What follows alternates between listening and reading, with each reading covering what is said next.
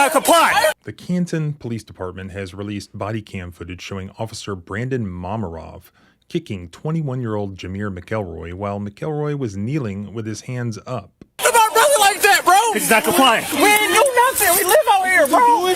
Why you kick my brother like that? That's crazy. How many times did I tell you to get on the ground? That was Right. If you guys don't want to listen, that's fine. Then don't be surprised when we put our hands on you. Was that a violation of the Constitution, what he did? Were there any consequences for the officer? This is disgusting.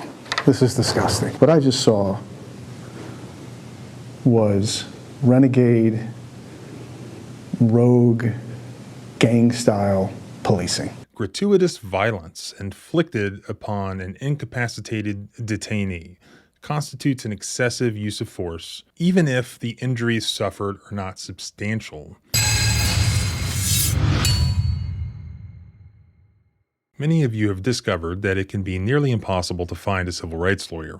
Although I get calls from all around the country every day, I'm only one person, and I only take specific types of cases, and only in West Virginia. The good news is that if you need a lawyer because you've been injured, you can hire America's largest injury law firm, no matter what state you're in. Morgan & Morgan has over 1,000 attorneys in all 50 states. Because they're the biggest, they have the ability not to settle for lowball offers. Last year in Florida, they got a victim who was in a life-altering car crash, $12.2 million. The insurance only offered them $350,000. They got another victim in New York, $6.8 million. The insurance only offered the victim $275,000. Best part, their service is free unless you win. It only takes a few minutes to see if you have a case.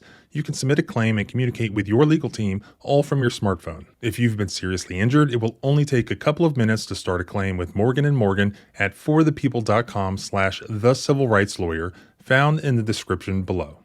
In a press release issued Monday afternoon, the Canton police said that officers were called to this area after someone reported an argument involving 10 to 15 people. And they say that multiple individuals fled once law enforcement arrived. However, others were located and then ordered to the ground. Stop!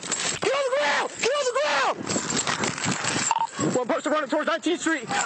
He has a gun in his right hand. One of those suspects was McElroy, whom the department admits appeared to be complying before he was kicked by the officer. McElroy and two other men were arrested, with police saying 2 handguns and a backpack containing, quote, a large amount of marijuana were recovered from the scene, and it's not clear who possessed those items. This is what the body cam footage shows. Following a brief chase after a suspect who was accused of carrying a gun, an officer comes across McElroy and 4 others in a parking lot. The officer shouts for them to stop walking and then calls for backup over his radio. 239, I got 5 at gunpoint in this parking lot, not really complying. I could use more units. Get on the ground right now! That request prompts Officer Mamarov to begin running to the area.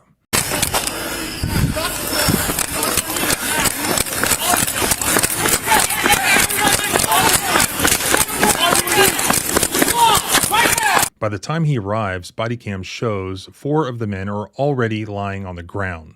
McElroy is on his knees with his hands up when Officer Mamarov runs right for him and kicks him. I'm not playing! Get down! That's why you gotta comply. I didn't do my brother like that, bro! He's not complying. Damn, bro, that's how y'all... We ain't do nothing! We live out here, bro! Bro, I live right there! Right there! How you gonna arrest me? What the fuck? Everyone's getting detained. Did anybody have eyes on the male that jumped the fence so he makes it to 19th, or is he bunkered down over here? Take your knees this way. I'll move your butt. There you go. Ready? 1, 2, 3. Copy. I think you guys are on your own right now. We got a bunch to take. You know we ain't running that, so why we getting in trouble? This is tank now. Copy. Getting ours. You had to hang up on my mom like that, though? That moment surprised the others on the ground, and it also surprised McElroy's attorney, Bobby DiCello, when the TV news showed him and filmed him watching this body cam footage for the first time and listening to the officer's explanation. This is disgusting. This is disgusting. What I just saw was renegade, rogue, gang-style policing. After the suspects are placed in handcuffs, Officer Mamarov is again questioned about why he kicked McElroy. Why you kick my brother like that? That's crazy. How many times did I tell you to get on the ground? That was Right. I don't know what to tell you. Hey, but that was it though. It's nothing malicious. Just get him on the ground. How many times do I have to tell you to get on the ground? You know? You guys don't want to listen, that's fine. Then don't be surprised when we put our hands on you. I got on the ground. So then don't be That's surprised not when you you put guys. your hands on your family or your folks or your friends. No. Okay? I was fucking him. Oh, okay, my bad. I apologize. I didn't mean to interrupt you. One of the shipments to leave. McElroy has since been charged with obstruction and resisting arrest, despite authorities saying that he was complying with the officer's orders. As far as constitutional violations goes, this does seem like a pretty easy case. Canton is in the 6th Circuit because it's in Ohio, so I took a look at 6th Circuit case law just to be sure, and it's very, very clear there. Gratuitous violence inflicted upon an incapacitated detainee constitutes an excessive use of force, even if the injuries suffered are not substantial. And that's as a matter of law in the 6th Circuit. For instance, in the Pigram case from 2006, it was alleged that the defendant police officer slapped a handcuffed plaintiff in the face because the man was being unruly and had a, quote, smartass mouth. Finding the officer's conduct to be unreasonable under the Fourth Amendment, that case emphasized that a slap to the face of a handcuffed suspect, even a verbally unruly suspect, is not a reasonable means of achieving anything more than perhaps further antagonizing or humiliating the suspect. The court reached that conclusion notwithstanding the relatively minimal use of force that was applied in that case, a slap in the face, and the lack of any resulting injury from it. In another 6th Circuit case, the Morrison case from 2009, it was alleged that the police officer applied force to this woman's head.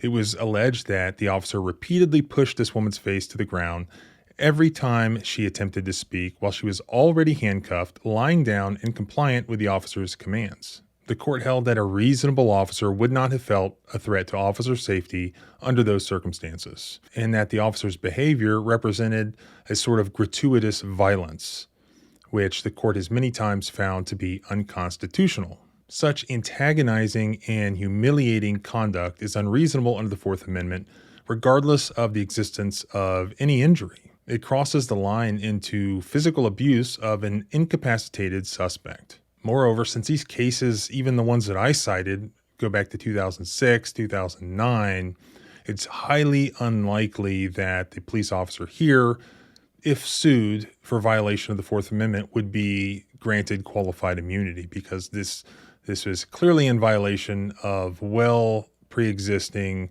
6th Circuit case law, which is controlling in Canton, Ohio. Here, it was very clear that the individual who was kicked by the officer had his hands up and he was 100% compliant. The other officers at the scene were aware of that fact and they were not taking any action in regards to this individual. But the officer just comes running in and engages in this gratuitous use of violence just to humiliate, just to physically abuse this individual.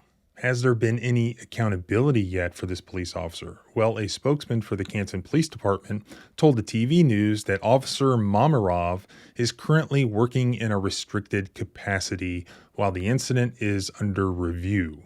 So if these are your public servants, you need to stay on top of them and make sure that they adequately review this and that ultimately they hold this police officer accountable.